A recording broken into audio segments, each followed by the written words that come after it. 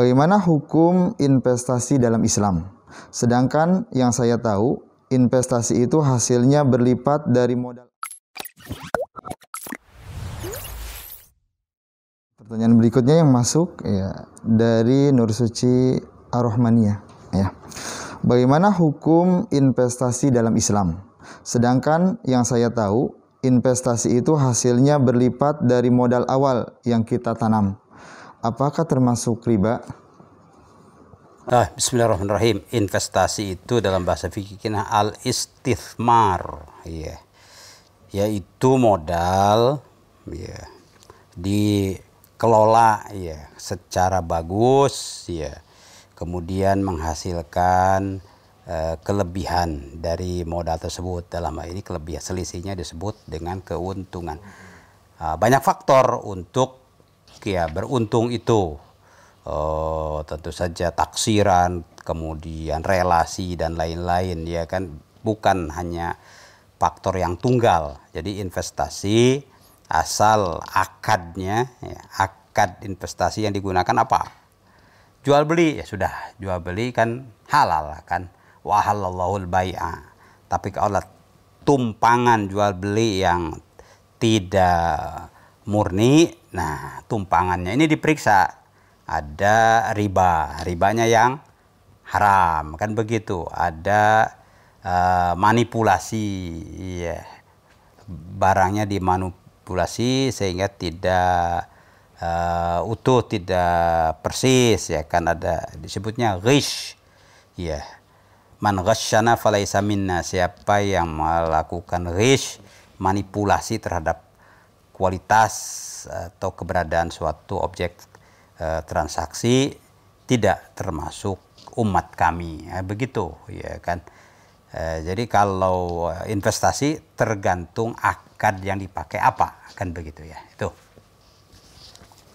Oke. Pertanyaan berikutnya datang dari Miss Mayanti. Misalnya ada seorang yang membuka usaha loket pembayaran cicilan leasing seperti kendaraan, rumah, dan lain-lain. Kemudian keuntungan yang diperoleh si pelaku usaha itu mendapat 5.000 setiap transaksinya.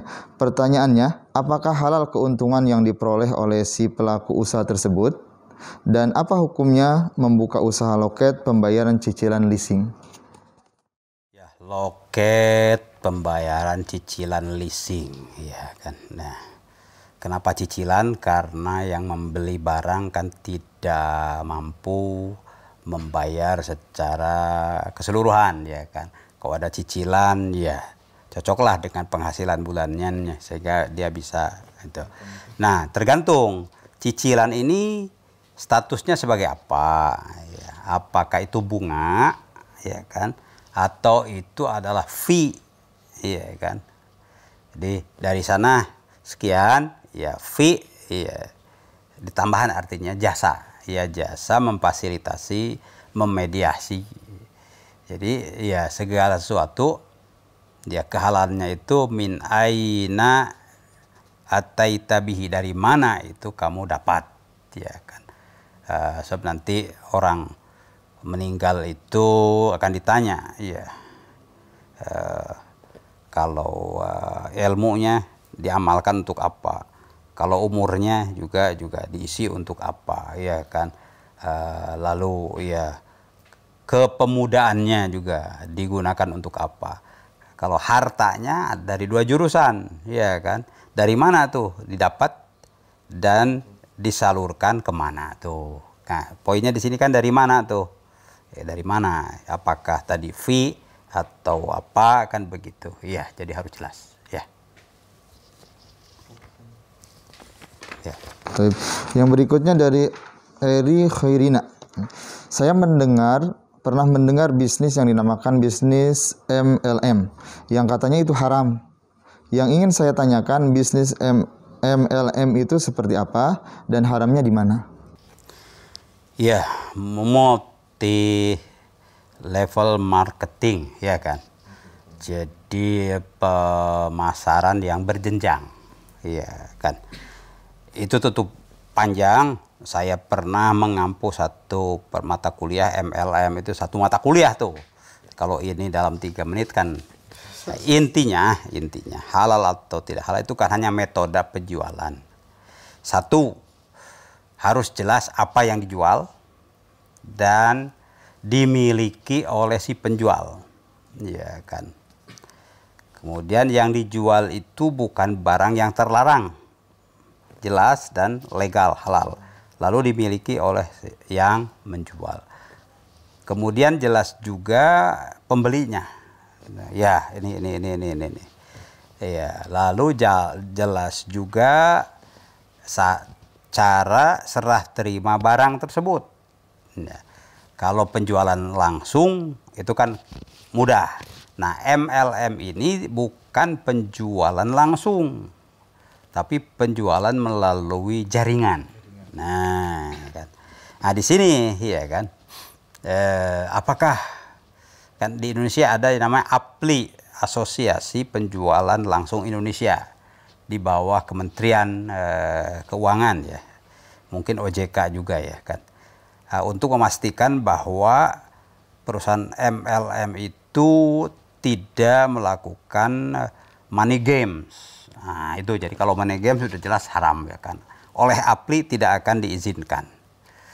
Berarti ada dua pihak nih yang harus dirujuk. Pertama, apakah perusahaan MLM ini sudah dapat rekomendasi dari APLI ya kan.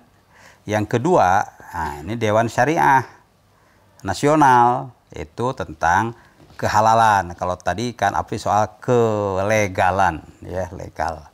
Belum tentu yang legal halal kan, belum tentu. Yaitu adakah ya gharar di situ, al-jahalah, ketidakjelasan. Misalnya dia merekrut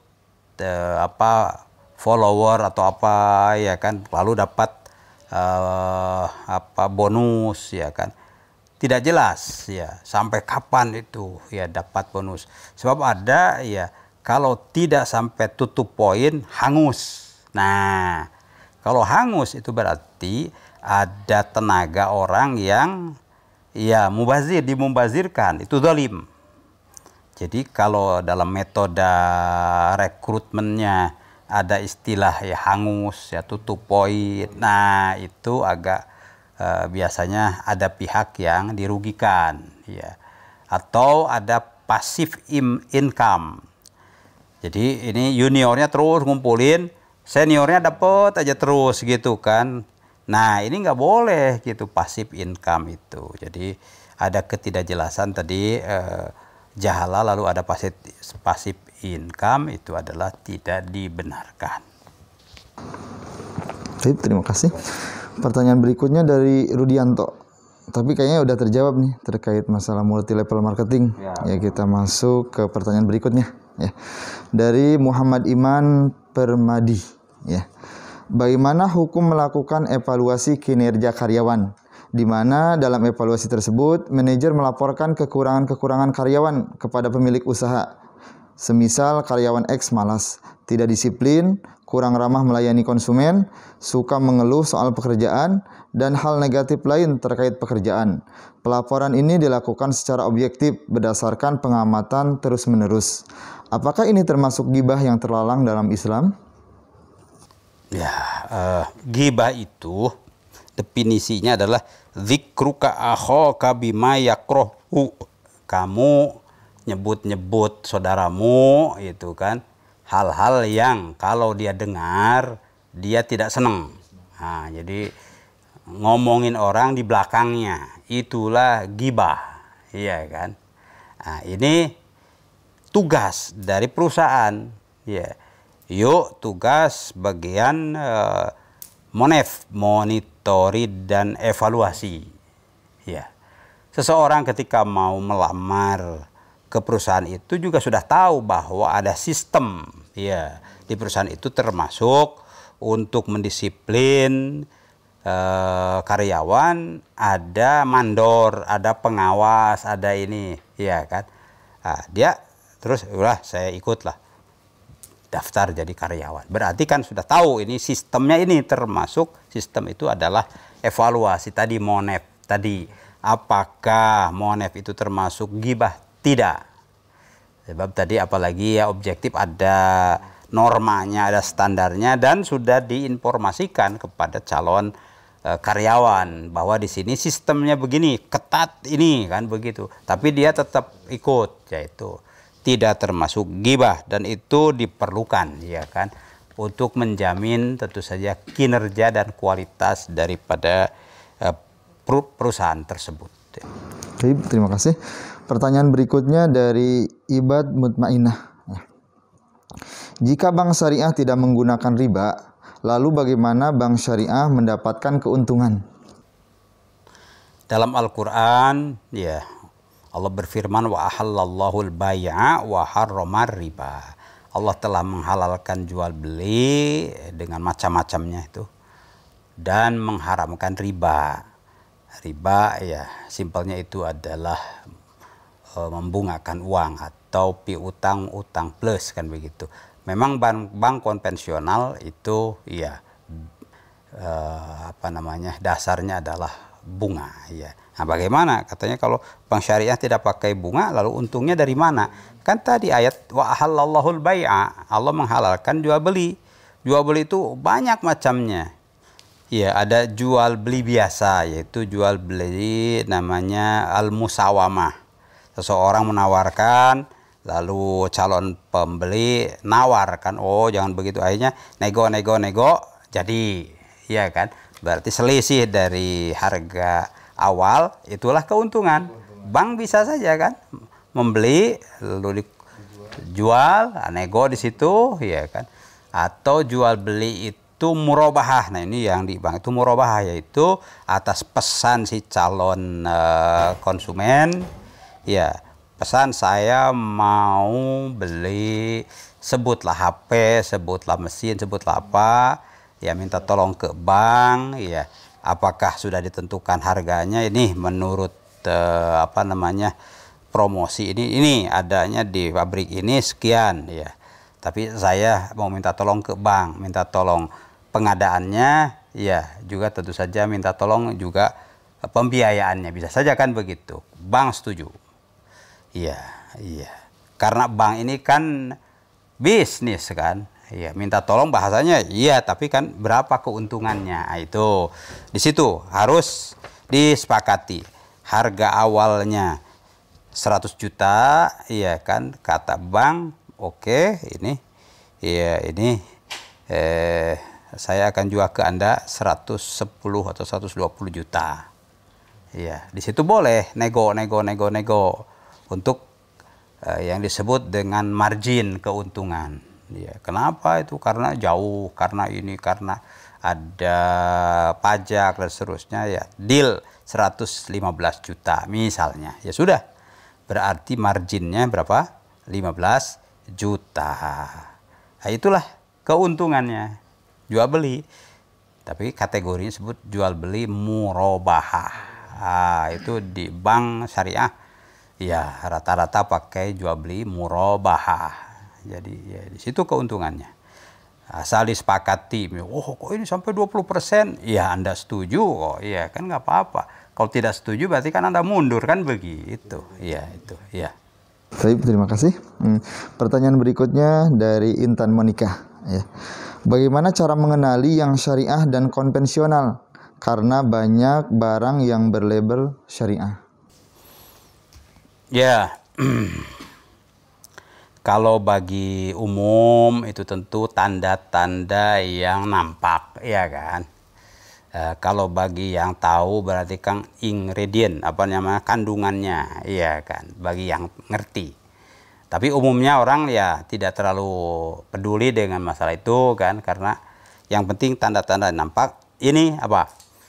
Untuk syariah atau tidak syariah, kalau ada di situ DPS, Dewan Pengawas Syariahnya di bank itu berarti ada penanggung jawab, ya kan, semacam garantornya lah, ya, bahwa bank ini beroperasi sesuai prinsip syariah. Buktinya ada Dewan Pengawas Syariahnya, ketuanya sipulan begitu.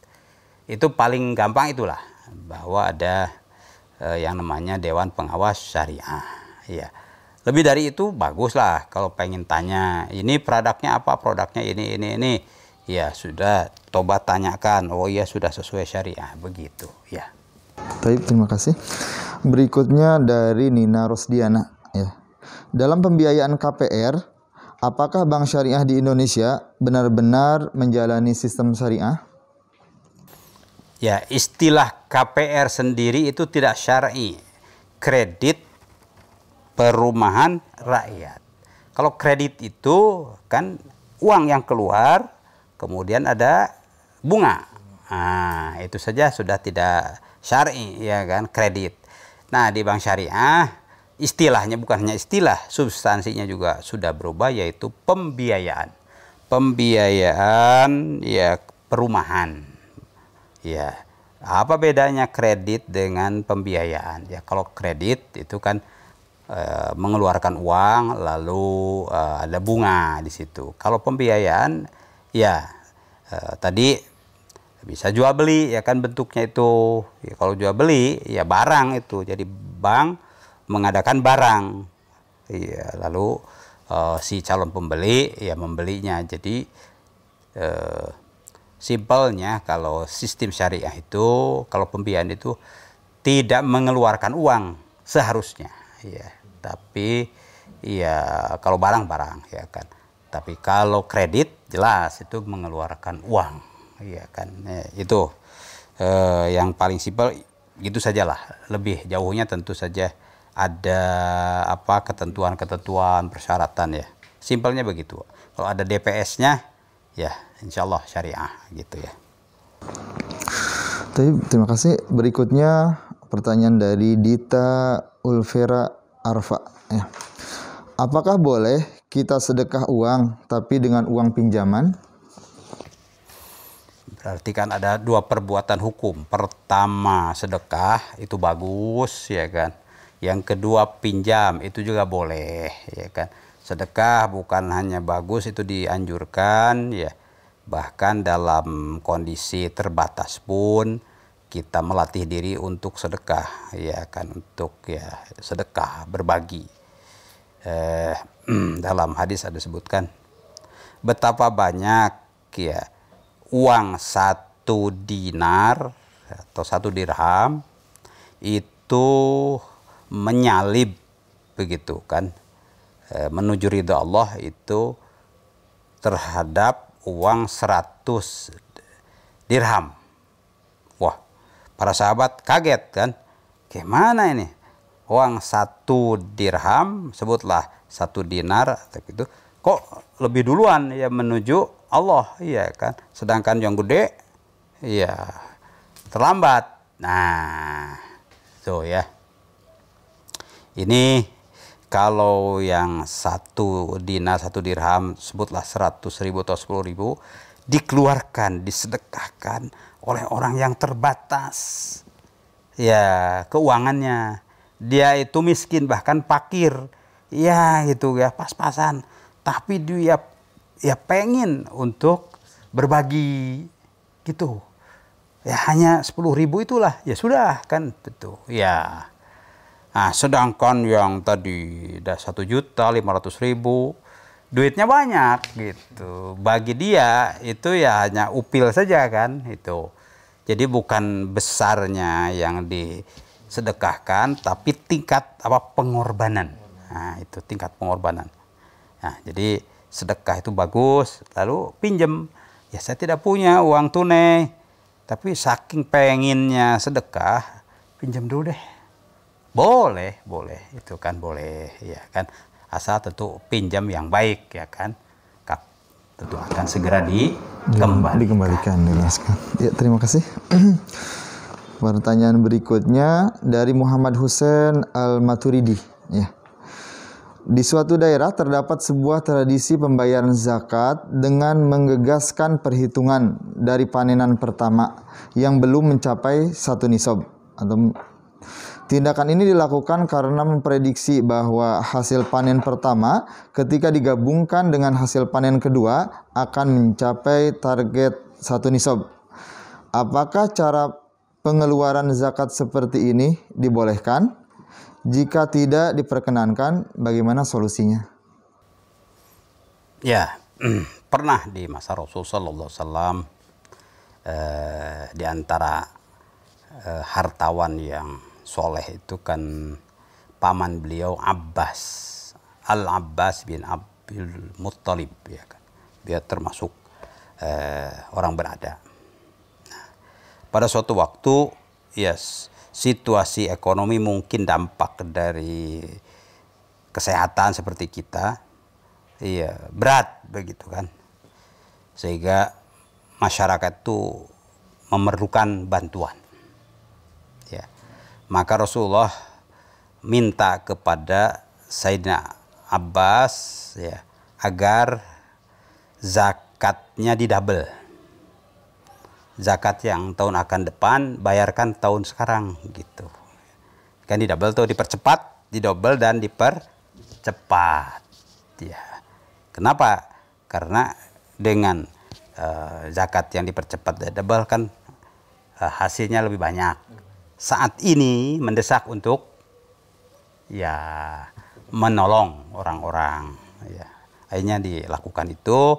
Nah, berarti kalau kasusnya persis seperti itu boleh, bukan hanya boleh, bagus itu kan, cepat. Cuma kalau soal zakat ini kan ada persyaratannya. Nah, tergantung zakat apa ini. Kalau pertanian tadi ya, sepertinya pertanian. Kalau pertanian itu kan yauma hasodihi, kapan ditunaikan? Waktu panen, ya kan? Ya panen kan musiman. Taruhlah setahun itu ada yang 2 kali, ada yang 3 kali ya. Sekarang 3 kali. Taruhlah 2 kali begitu. Nah, kalau mirip seperti Sayyidina Abbas tadi, berarti panen yang sekarang dapat sekian kuintal begitu ya. Tapi karena ada kebutuhan ini, panen yang akan datang ya rata-rata sih segitu gitu kan. Kecuali kalau ada musibah atau apa. Ya sudah, ya dikeluarkan saja 2 kali lipat pada panen sekarang dengan harapan panen yang akan datang bisa nutup. Itu boleh itu ya, itu insyaallah. Jadi pertanyaan berikutnya dari Siva Faujiah. Bolehkah bangunan yang sudah diwakafkan yang berstatus wakaf dialihfungsikan untuk keperluan lain? Ya, Bismillahirrahmanirrahim. Al-waqfu lillah, itu judulnya begitu kan. Wakaf itu untuk Allah, maksudnya untuk tujuan jalan Allah ya kan. Memajukan agama Allah, ya pendidikan, dakwah atau apa kan begitu ya. Berarti tujuannya sudah definitif, jelas. Ini diwakafkan untuk pendidikan Al-Qur'an, ya, untuk diwakafkan untuk misalnya TK dan lain-lain kan begitu ya. Nah, pertanyaannya, bolehkah dialihfungsikan untuk